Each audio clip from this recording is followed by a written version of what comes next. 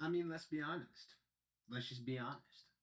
It's been on decline for a very, very long time. I mean, okay, sure. So let's just go from numbers here. So, post pandemic, the film industry is doing okay, right? They made $4.6 billion in 2022. And then from that point, from that perspective, it looks like 2025 did a great year. You had some, and let's be honest, let's just continue to be honest.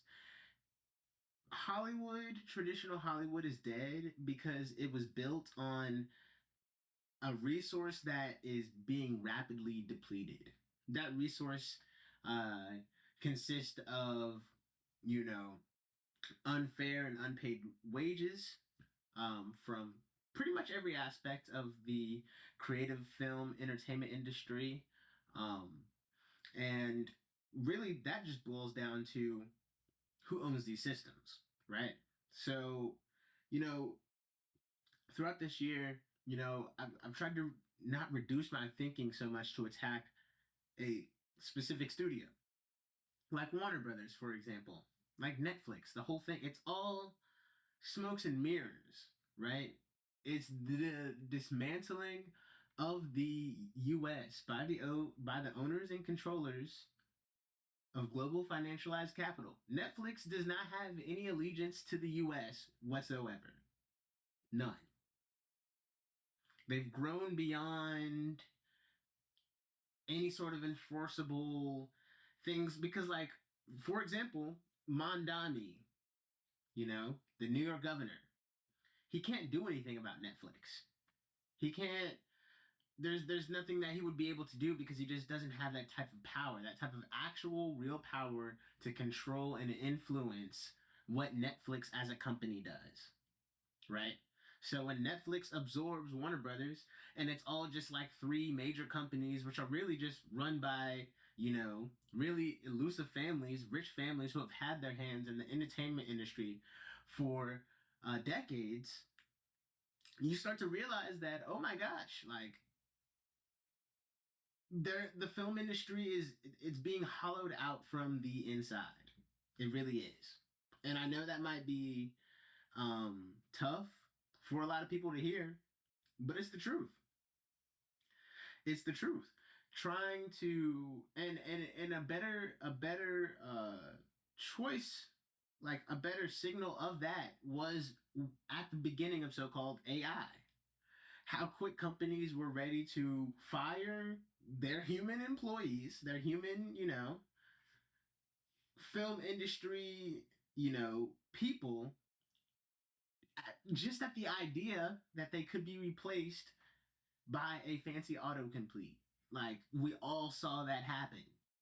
And frankly, and I'm speaking specifically from for creatives that come from the global south, so African diaspora, we know already what that was like because that has been the treatment of most actors, most you know, global Southern actors, the global majority. We've already had to deal with that. So-called African Americans, we've all had to deal with that. You can pick any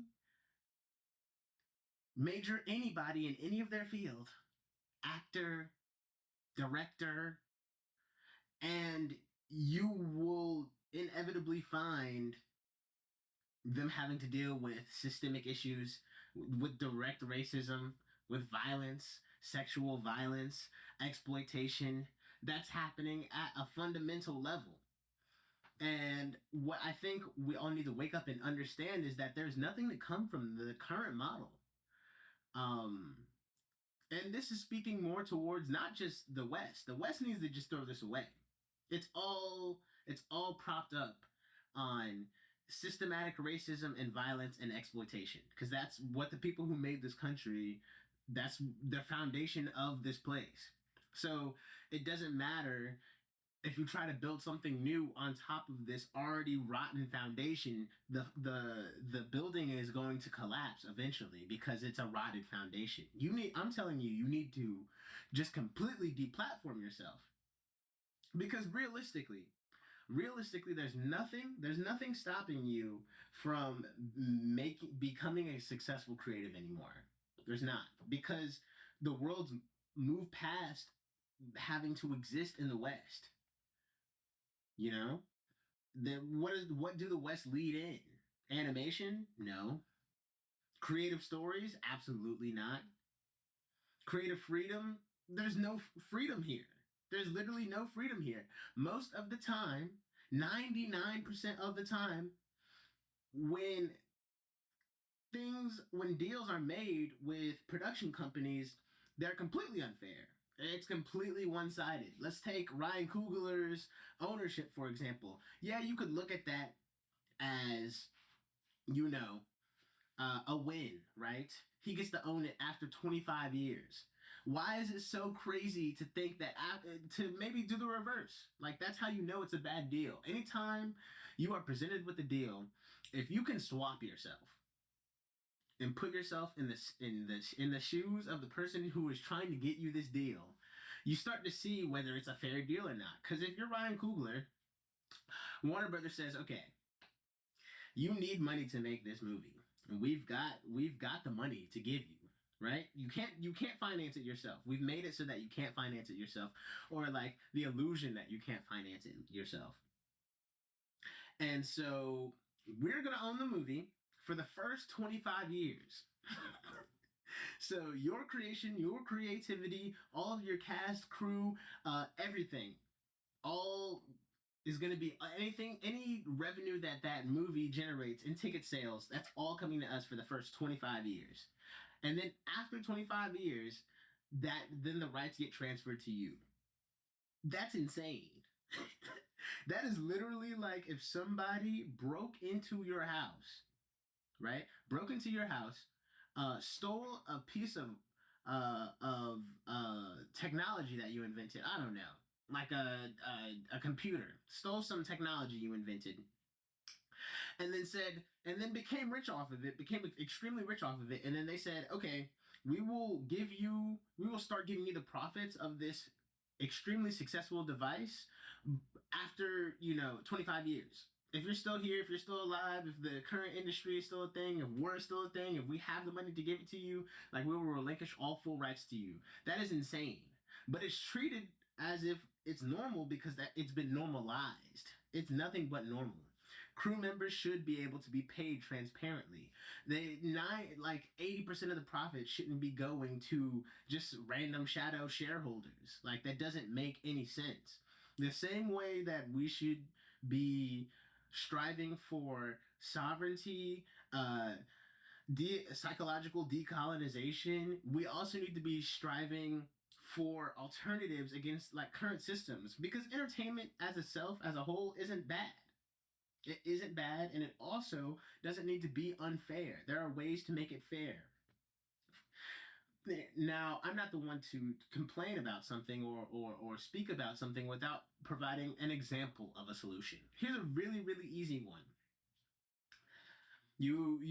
There's a software, that says, hey, we're gonna need all of these roles for a movie. And transparent. This is what each role is going to be paid based on this day rate, X, Y, and Z. And this is the total budget for the film. So we're gonna film this. Let's just do a really even number, $25,000, right? So we're hiring for 20 roles, and the $5,000 is going to be, going towards advertising, going towards any sort of marketing, any extra expenses, food, things of that nature. $5,000. And we'll be shooting over 10 days. So everybody gets a flat, even $100 a day rate. 100 USD. Right? So that's $25,000. $25,000. So in order to make your money back, you basically need to sell 1,000 tickets at $25. That's 10 movie theaters, 100 people going to 10 movie theaters in a week. That gets done. More people go to see more than 1,000 people went to see the new Marvel movie. More than 1,000 people went to go see the new Wicked, right?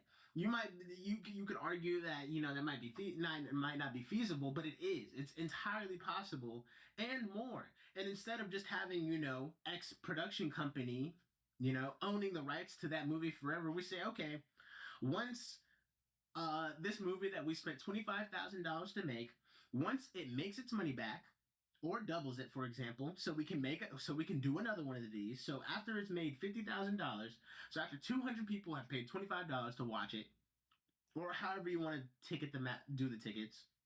After that's happened, any extra amount we make after that goes back into the community, like a WOMF, for example, if you're familiar.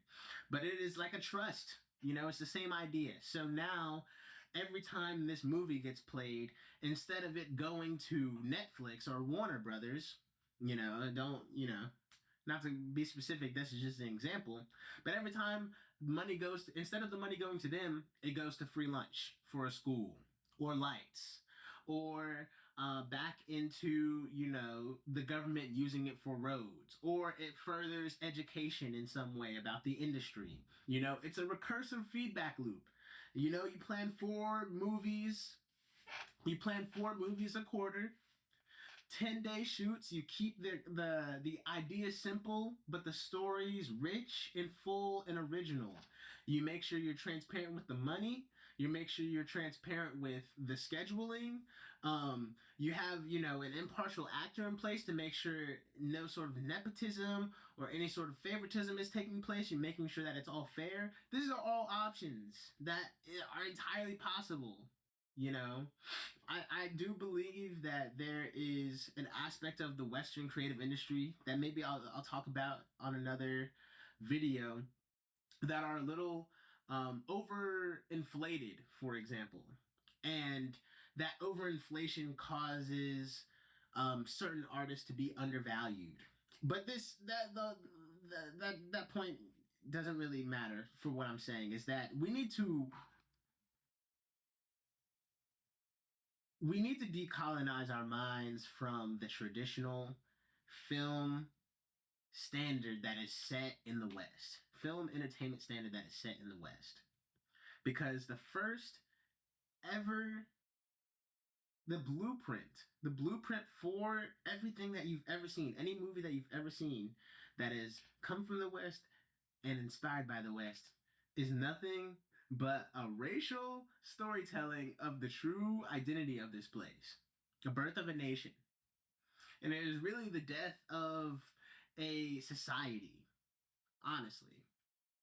So please, especially I just watched a video on the Ghanaian film industry and the Nigerian film industry, and I've just been doing some more research about the industry, and a lot of the discourse online is just these industries aren't reaching their full potential, and I think that is because they're trying to inherently copy a flawed system.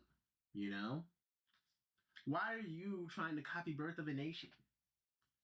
That's not how you tell stories. Be unique and be yourself. Don't try to imitate what those beasts, what those savages are doing over here, because I'm telling you, it's being hollowed out. That $8 billion they made this year has gone into the pockets of executives while they are continuing to fire people and let people go en masse due to AI. That's not the case. You are being replaced and your jobs are going overseas. And to my brothers and sisters in the global south, when they come to you, do not just take any deal. It needs to be fair and equitable, because as long as you hold all the cards, without you, they're nothing over there. And don't ever forget that.